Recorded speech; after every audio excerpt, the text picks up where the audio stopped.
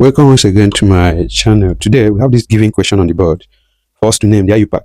So we're going to study the compound and what is there. We have hydroxyl, we have methyl, we have double bond, that's carbon-carbon double bond. And of course, we're going to select this carbon-carbon double bond as our priority functional group. Instead of this, we're going to select this. Yes, this is not phenol. If it is phenol, this is not benzene. If it is benzene with OH, you would have said, okay, phenol is a compound and we go by that. Now, this is going to be our priority functional group, this carbon-carbon double bond. And we're going to choose the direction of numbering to favor this. You number it first of all, 1, 2, then 3, 4. And this way 5, maybe 5, 6. As a complete numbering of the compound. Then you name this as an attachment, name this as an attachment. How do you go? Alphabetically. Yeah? And you know, when you want to name this bond, between 1 and 2, 1 we have it. You always number in such a way that the carbon carrying the functional group is given the lowest number. So with this, our name is going to be here. We're going to have 4 hydroxy, 3 methyl.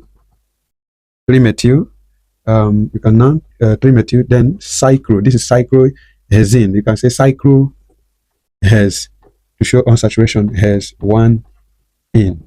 If it is all saturated, use hexane, depending. So has 1 in. It's the same thing as one of the option.